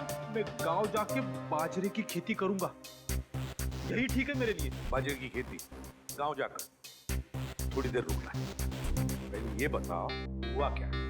क्या बताऊं सर, मैं राजीव कुमार की पुरानी फोटो अपने डेटाबेस में सर्च कर रहा था। तो कुछ मिला? मिला ना, ये राजीव कुमार नहीं है, टोनी नाम का पुराना खूनी है। फ्रेडी, इसका मतलब है ये राजीव अपना चेहरा बदलकर घूम रहा था ताकि उसे कोई पहचान न ले, कोई पकड़ न ले। इतनी बड़ी बात तुमने ढूंढ कर निकाली और तुम बाजरे की खेती करने जा रहे हो? अरे सर, ये तो सिर्फ आधी बात है, बाकी की आधी आपको पता चलेगी तो आप भी दुखी हो जाएंगे। देखिए जरा बाकी आदि ऐसी कौन सी बात लिखी है?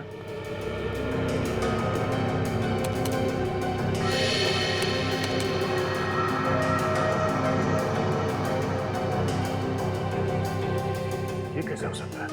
क्या हुआ था? सर, पुलिस ने टोनी को पकड़ लिया था, मगर रिकॉर्ड्स के मुताबिक 3 साल पहले बिंजलपुर जेल में उसे फांसी दी गई। क्या? टोनी को बिंजलपुर जेल में फांसी हो चुकी है? हाँ सर, ये देखिए 3 साल पहले। इस बिंजलपुर जेल जाकर टोनी का पूरा इतिहास सीखा। ये क्या कह रहे हैं आप? टोनी का मर्डर हो गया, वो भी 1 हफ्ते पहले? सर, ये नामुमकिन है, क्योंकि हमारे जेल के रिकॉर्ड के हिसाब से 5 जुलाई 2010 को टोनी को इसी जेल में फांसी दी जा चुकी है। ये रिकॉर्ड्स हम पढ़ चुके हैं जेलर साहब, इसीलिए हम आपको ये बताने आए हैं कि कहीं ना कहीं कुछ ना कुछ गलती जरूर हो रही है। आपके कहने का क्या मतलब? हमारी ये जेल के रिकॉर्ड गलत है? लगता तो यही है। ये भी तो हो सकता है कि जो लाश आप लोगों को मिली है वो टोनी की नहीं बल्कि किसी और शख्स की हो। नहीं, बिल्कुल नहीं हो सकता। हमने उस लाश का डीएनए टेस्ट करवाया है, वो टोनी ही है जो प्लास्टिक सर्जरी करवा के नई जिंदगी जी रहा था। अगर वो टोनी है तो वो व्यक्ति कौन था जिसे इस जेल में फांसी की सजा दी गई? ये तो अब कब्र खोदने के बाद ही पता चलेगा।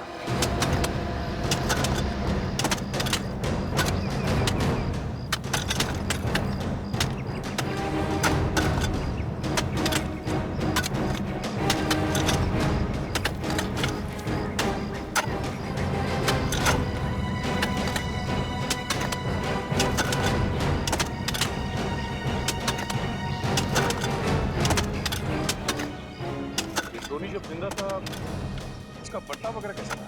मुझे पता नहीं सर, मैं उससे कभी नहीं मिला। क्या है कि 2 साल पहले ही मेरा यहाँ ट्रांसफर हुआ है। और तुम? सर, मेरा पिछले महीने ही यहाँ ट्रांसफर हुआ, मैं भी कभी नहीं मिला उससे। जेल में कोई तो होगा जो टोनी के वक्त का होगा। सर, कॉफिन मिल गया। चलो बस, संभाल के, संभाल के। बोलो सर, अब तक तो इसमें लाश कंकाल बन चुकी है, फिर आप लोग कैसे पहचानेंगे कि ये किसकी लाश है? टोनी की लाश को तो पहचान लिया, इसे भी पहचान।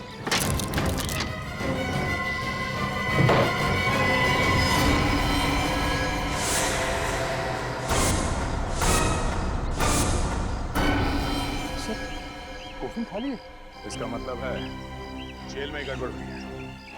कैदी भाग गया और उसकी फांसी की झूठी रिपोर्ट दर्ज कर दी गई। यहाँ तक कि उसके नाम का खाली कॉफिन दफना दिया गया है। मुझे तो खुद अपनी आंखों पर विश्वास नहीं हो रहा सर। आखिर जेल स्टाफ टोनी की मदद क्यों करेगा और कोई उसे क्यों भगाएगा सर? टोनी को जब फांसी हुई थी उस वक्त यहाँ जितने ऑफिसर्स थे उन सबकी लिस्ट चाहिए मुझे। Yes sir, you will get it sir. Sir इस टोनी के फांसी का मामला कांच की तरह एकदम साफ हो गया है। टोनी के झूठे फांसी के तुरंत बाद जल्लाद, ऑन ड्यूटी डॉक्टर और जेलर तीनों ने 1 महीने के अंदर अंदर इस्तीफा दे दिया था सर। इन्होंने 1 महीने के अंदर अंदर नौकरी छोड़ दी। तो इसका एक ही मतलब हो सकता है दया कि टोनी को बचाने में इन तीनों का हाथ है। तीनों का हाथ है। मगर सर, टोनी को बचाने के लिए उन तीनों ने अपनी नौकरी तक कुर्बान कर दी। इसमें उनका क्या फायदा हुआ? सर जेल जाने से पहले टोनी ने बैंक लूटा था और लूट के दौरान उसने 3 लोगों को जान से मार दिया था और लूट के पैसे अभी तक पुलिस के हाथ नहीं लगे। फिर मामला साफ है दया। ये सारा प्लान टोनी का रचा हुआ है। टोनी का रचा हुआ। उसने उन तीनों को बैंक से लूटे हुए पैसों की लालच दिखाई। हाँ सर, सबने मिल बांट के पैसे खाए हैं सर। टोनी को बचा के उसे रिकॉर्ड्स में मरा हुआ घोषित कर दिया। है ना कितनी शर्म की बात। जब कानून के रखवाले ही इस तरह से अपने ईमान का सौदा करने लगे तो फिर एक आम आदमी किसका दरवाजा खटखटाएगा? आम आदमी किसका दरवाजा खटखटाएगा? देख, उन तीनों के एड्रेस वगैरह कुछ मिल गए? अभी तक नहीं सर, पर टोनी की पत्नी नताशा, उसका एड्रेस मिला है।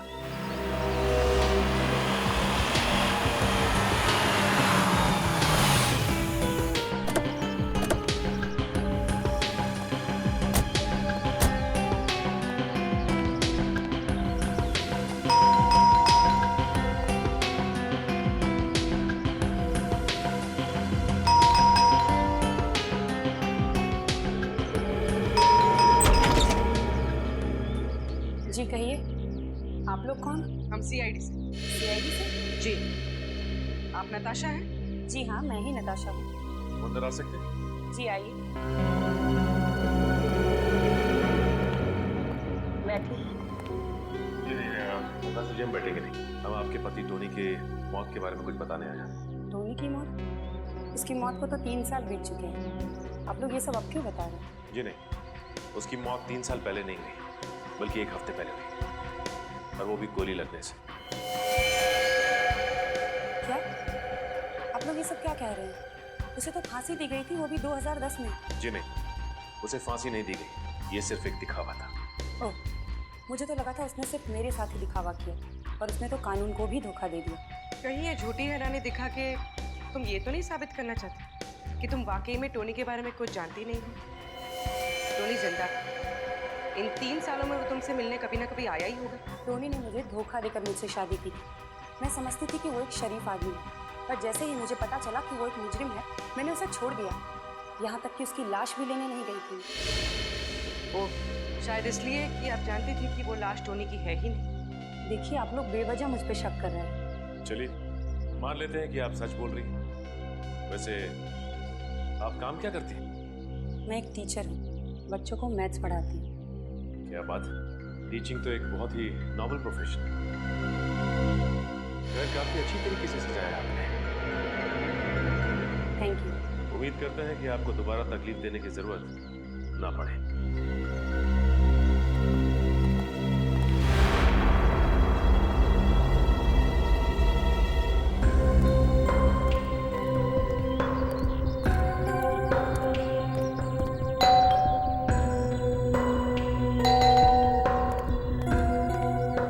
किससे मिलना है आप लोगों को?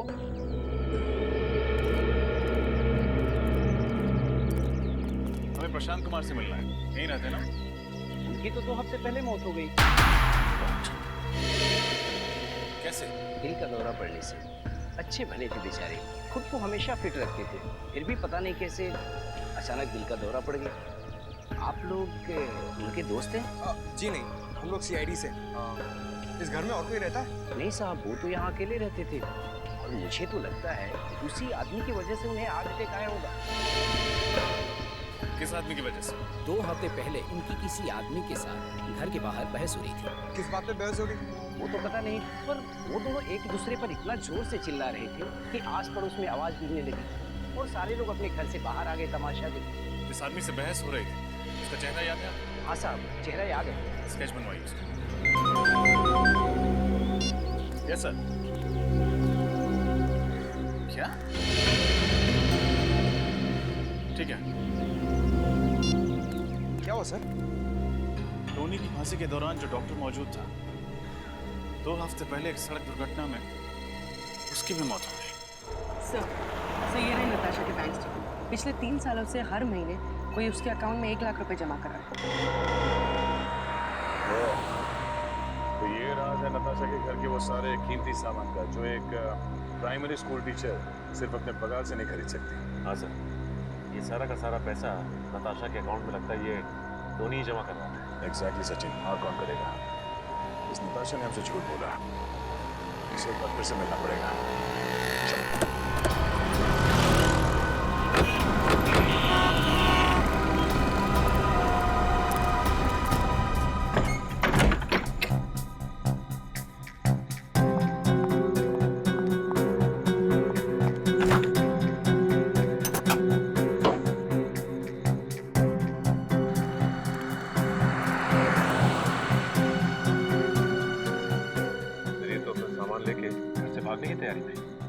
चलो इनकी मदद कर देते हैं।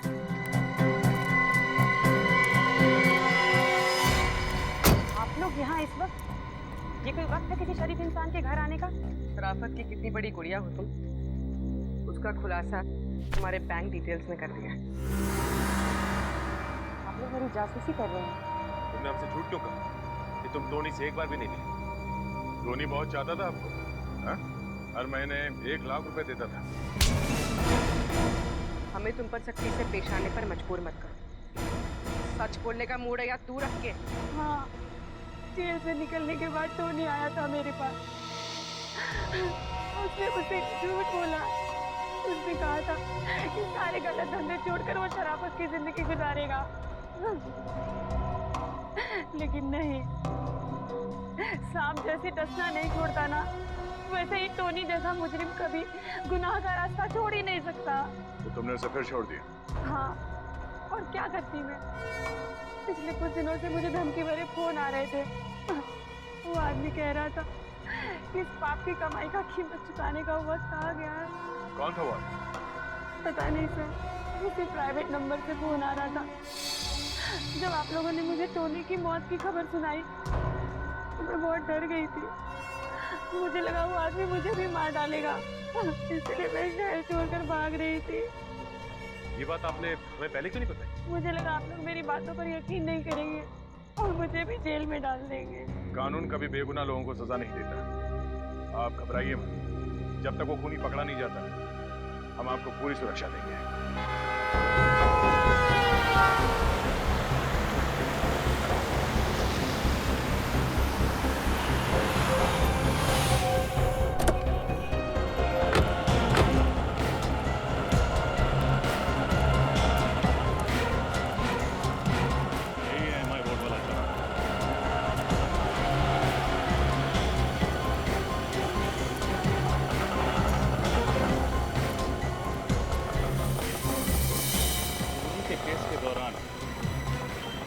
डॉक्टर मौजूद, उसका एक्सीडेंट ठीक इसी जगह पर।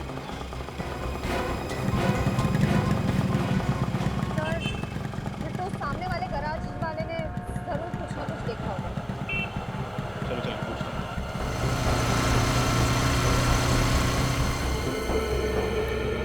अरे क्या कर रहे हो यार, 4 दिन से एक ही गाड़ी के पीछे पड़े हुए हो। शाम को इसकी डिलीवरी देना है, अरे जल्दी करो। सुनिए। हाँ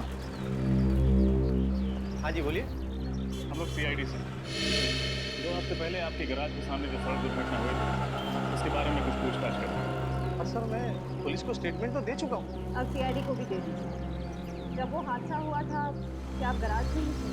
हाँ मैडम, मैं गैराज पे ही था। वो जिस आदमी की मौत हुई है वो हमारे गैराज पर उसकी गाड़ी ठीक करवाने के लिए आया था। बैठे बैठे बोर हो रहा था तो कहने लगा कि मैं कोल्ड ड्रिंक पी के आता हूँ। सर बेचारा जैसे ही रोड क्रॉस करने की कोशिश करने गया एक तेज रफ्तार से आती हुई गाड़ी ने उसको टक्कर मार दी। जिस गाड़ी से उसकी दुर्घटना हुई आपने उसका नंबर देखा था? नहीं सर, नंबर तो नहीं देखा। हाँ सर, और मैंने एक आदमी को देखा, वो उस घायल आदमी के बहुत करीब आकर उसको देखने की कोशिश कर रहा था। सर मैं सोचा वो उसको अस्पताल ले जाएगा, लेकिन जैसे ही मैं उसके पास गया वो भाग गया। भाग गया? हाँ सर। आपको उस आदमी की शक्ल याद है? थोड़ा थोड़ा सा। Very good.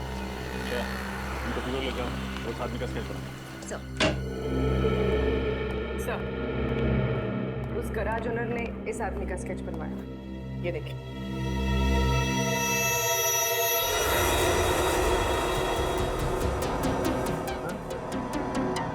ये तो संजय है, विंजलपुर जेल का डेप्यूटी जेलर। संजय विंजलपुर जेल का डेप्यूटी जेलर, और ये मार रहा है सबको। हाँ, इसकी कुंडली निकाली तो पता चला कि टोनी ने जिस बैंक पे रॉबरी की थी, उसमें जो 3 लोग मारे गए थे, उनमें से एक इस संजय के पिता थे। टोनी ने जिस बैंक में रॉबरी की उसमें 3 लोग मारे गए, उसमें एक थे संजय के पिता। संजय के पिता, संजय के पिता। ओह, अब आ रही है बात समझ में।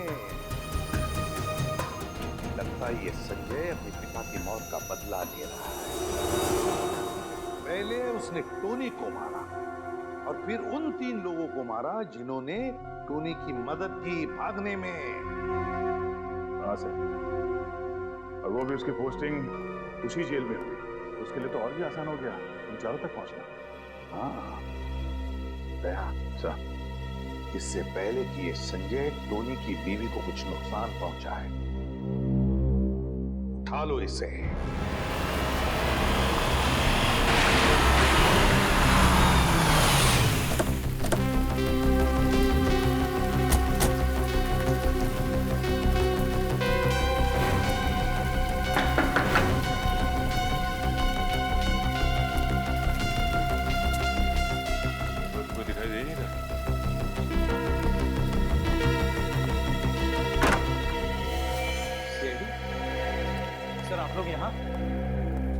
टोनी के खूनी का कुछ पता चला?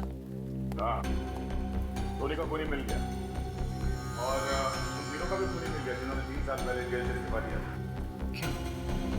उनका भी खून हो गया? किसने किया सर? तुमने अपने पिता की मौत का बदला लेने के लिए 4 खून कर दिए तुम। टोनी की बीवी को ही मारना चाहते थे ना तुम। ये क्या क्या क्या बात कर रहे हैं सर आप? सर मैंने किसी का खून नहीं किया। झूठ बोलने से कोई फायदा नहीं। ये देखो तुम्हारा स्केच। जानते हो किसने बनवाया? उस गवाह ने जिसने तुम्हें डॉक्टर के सड़क हादसे के वक्त वहां देखा था।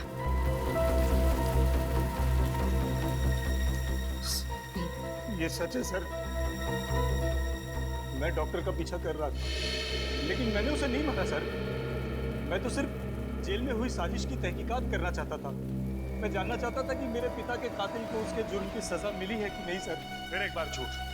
तुम जेलर के घर गए थे और जेलर के पड़ोसी ने तुम्हें वहां देखा भी था। हाँ सर, जेलर के घर भी गया था मैं सिर्फ जानना चाहता था कि आखिर 3 साल पहले हुआ क्या था। लेकिन सर मुझे नहीं मालूम था कि उन सब का एक के बाद एक कत्ल होने लगेगा। अगर तू ये सोच रहा है कि सीआईडी से झूठ बोलकर तू बच जाएगा, तो ये ख्याल अपने दिमाग से निकाल। चुपचाप बता सच क्या है। सर मेरा यकीन कीजिए सर, मैंने कुछ नहीं किया सर। मुझे तो ये भी नहीं मालूम था कि जेल में इतनी बड़ी साजिश हुई है। सर पिछले महीने मेरा जब जेल में तबादला हुआ तो मुझे जेल के कागजात में बहुत सारी गड़बड़ियां दिखाई दी। बस मैं तभी से उसकी तहकीकात में लग गया। अच्छा, उस डॉक्टर पे किसने गाड़ी चढ़ाई, कुछ देखा था तुमने? नहीं सर, जिसने गाड़ी चढ़ाई मैं उसका चेहरा नहीं देख पाया, लेकिन हाँ सर गाड़ी का रंग लाल था। लाल क्रेडॉक गाड़ी थी वो सर। लाल क्रेडॉक? सर उस कुएं के पास भी तो हमें इस गाड़ी के निशान मिले थे। पता करना पड़ेगा आखिर कौन है वो जिसे इस पुराने केस में इतनी दिलचस्पी है। और कितना टाइम लगेगा धीरज?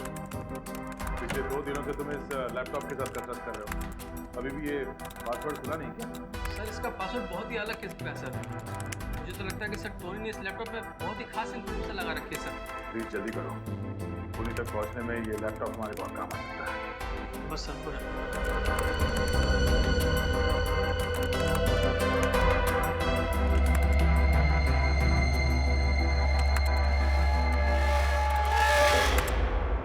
हो गया सर।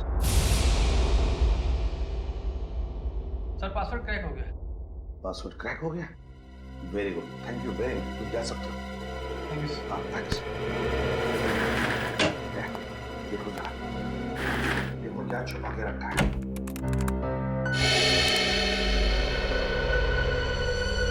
ये तो किसी बैंक का ब्लूप्रिंट है सर।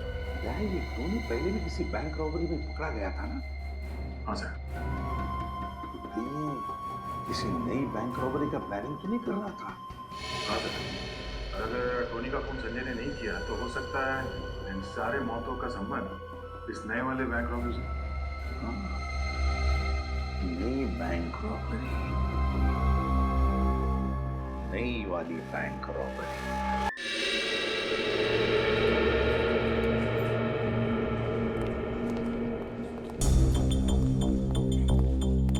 बैंक मैनेजर का कैबिन है। ये राइट। Thank you.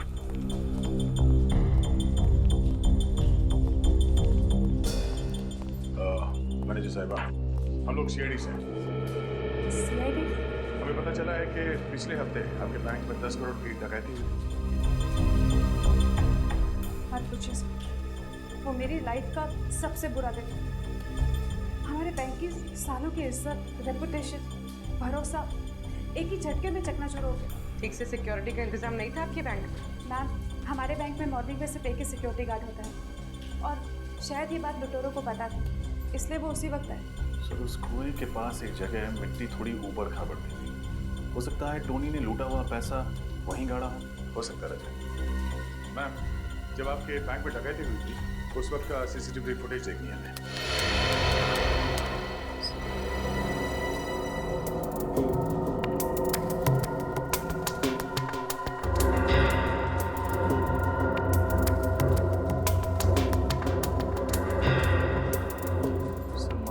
चेहरा नहीं दिख रहा, लेकिन लुटेरे के डील डॉल से पता लगता है कि ये टोनी तो नहीं हो सकता। काफी लंबा हट्टा कट्टा आदमी था, ये कोई और ही है। शायद टोनी का कोई साथी। सर, वो टैटू देखा आपने? जरा एक मिनट से रिवाइंड करो। पॉज करो। टैटू को जाना पहचान से लग रहा है, कहीं तो देखा है। सर, ये टैटू तो हमने अनन्या के हाथ पे देखा, उस प्लास्टिक सर्जन के रिसेप्शनिस्ट। पिछले साल अक्टूबर में इन्होंने सर्जरी करवाई थी, ये देखिए सर। अनन्या, अनन्या, अनन्या, अनन्या, पूरी कमरा चेक करो। वहाँ देखो।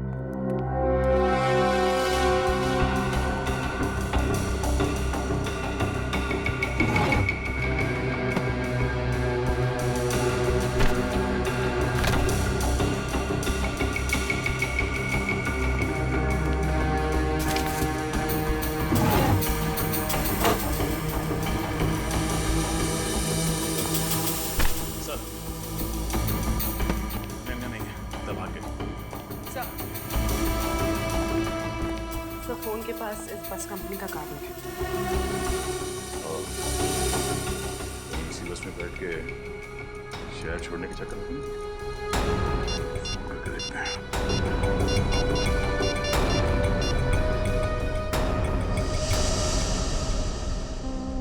हेलो, मैं इंस्पेक्टर तैयार बोल रहा हूँ सीआईडी से। हमें ये पता करना है कि आपके किसी भी बस में आज अनन्या कुमार नाम की लड़की सफर कर रही है क्या? जी हाँ, ठीक है, मैं होल्ड करता हूँ। हाँ, क्या नासिक जाने वाले बस में? ये बस कहाँ से निकल रही है?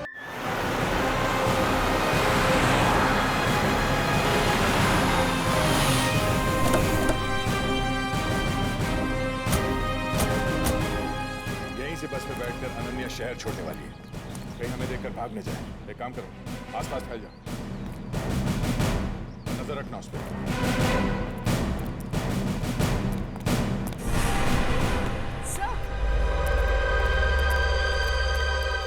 सर हो रही है अनन्या। पकड़ो से।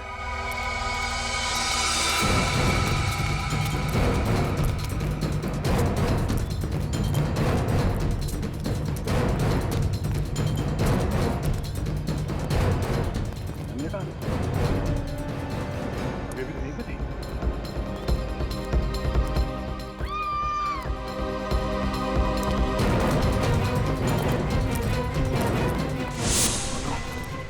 अनन्या, अनन्या, अनन्या ठीक हो?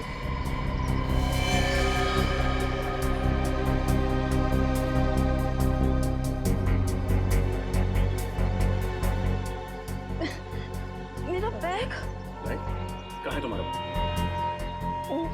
वो लेकर भाग गई। कौन वो? टोनी की खूनी। टोनी का फोन तुमने नहीं किया? नहीं, टोनी का फोन मैंने नहीं किया। मैं कैसे कर सकती हूँ? वो तो मेरा दोस्त था। तो किसने किया फोन? मुझे नहीं मालूम।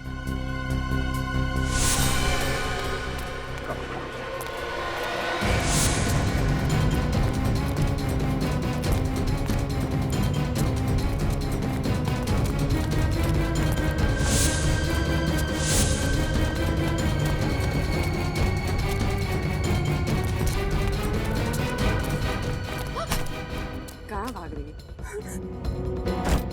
लोगों का खाता खोलते खोलते अपने ही जुर्म का खाता खोल लिया। तेरा खाता तो अब हम बंद करेंगे। मैं नहीं मारा टोनी को और उसके तीनों साथियों को भी, ताकि खून का इल्जाम संजय पे आ जाए। तुम्हें लगा कि हम गुमराह हो जाएंगे? हाँ? इन सीआईडी वालों को गुमराह करना इतना आसान नहीं है, समझी? बताओ, क्यों मारा तुमने टोनी को? क्योंकि मैं प्यार करती थी उससे। प्यार करती थी इसीलिए खून कर दिया? हाँ, क्योंकि वो मुझे प्यार नहीं करता था, वो मुझे सिर्फ इस्तेमाल कर रहा था बैंक लूटने के लिए। वो अनन्या से प्यार करता था और सारा पैसा लेके उसके साथ उड़ जाना चाहता था वो। इसीलिए पहले टोनी को मार के उसने जिस कुएं के पास वो पैसे गाड़ के रखे थे उसे पहले निकाला। हाँ? हाँ।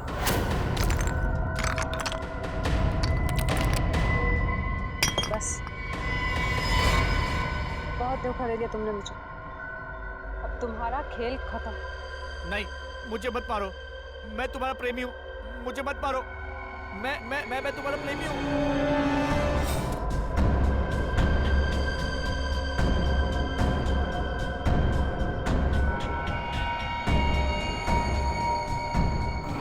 टोनी के पास भी आधा पैसा था, बाकी का आधा पैसा उस अनन्या के पास था। इससे पहले कि मैं उसे खत्म करके सारा पैसा हासिल करती, आप लोग बीच में आ गए और मेरा सारा प्लान मिट्टी में मिल गया। क्या लगा तुम्हें? प्यार में हार गई तो लोगों को मारती फिरोगी? 4-4 खून किए तुमने, 4-4 खून। तुम्हें तो फांसी ही होगी। अब जेल में सड़ते बैठना, फांसी का ऑर्डर आने तक। For more updates, subscribe to our channel, click the show links and enjoy watching the videos.